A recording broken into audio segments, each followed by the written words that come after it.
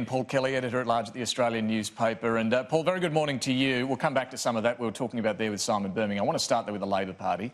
You've written yesterday in the Australian, I guess looking over a much longer period than just this election result, making a very valid point that if you go back over, what is it, the last 26 years, the last 9 elections, Labor's only won a majority once, and that was in 2007 under Kevin Rudd, of course. And you note that it's not just the policies, it's the values. Labor's values are the problem for too many Australians. Explain to me why you think Labor has a problem with not just its policies, but its values.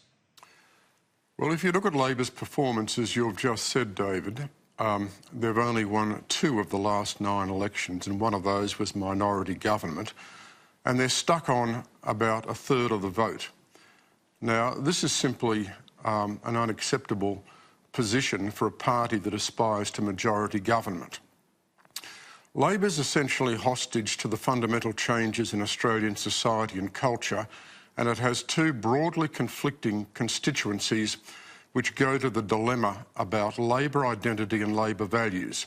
The first constituency is that of working Australians, people in the private sector, in the cities, in the regions, tradies, blue-collar workers, people who are aspirational voters who aspire to get on, advance themselves and their families, people very concerned about the tax system, very concerned about jobs, wages and economic growth.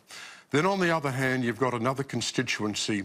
This, if you like, is the post-material progressive elites, people who are fundamentally concerned about climate change, want radical action on climate change regardless of the cost, people who want fundamental changes in the social and cultural structure of society, whether we're talking now in relation to issues such as sex, gender, race, minority rights, hostility to religion, people who want fundamental changes there, and of course these sentiments are now held significantly by elites in both government and business.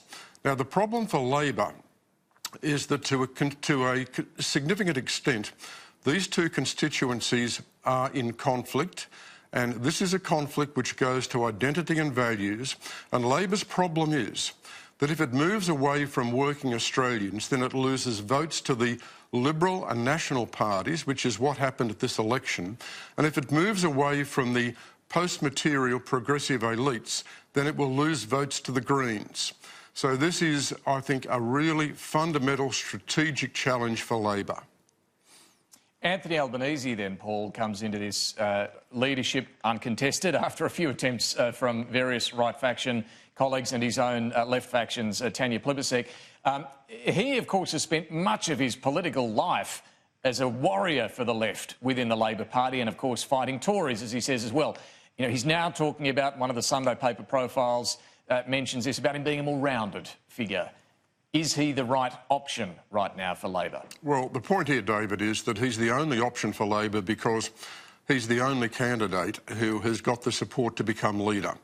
And the point to make about Anthony Albanese is that he's got a great rapport with people, a very experienced politician and an astute parliamentarian. There's no doubt that Labor will be competitive under Anthony Albanese. But this tells us also something about the Labor Party. The right can't even run a candidate. And this is truly extraordinary. The right is divided. I think they've been very significantly shocked and damaged by this result. Now, going back to Anthony Albanese, as I said, I've got no doubt at all that he will be a leader who makes the Labor Party competitive. But whether he's the leader who can actually change the party, and I think the party does need to be changed, not just in terms of policies, but in a more fundamental sense. Whether he's the leader capable of doing that, I've got grave doubts. And that's because I think really that Labor's locked in.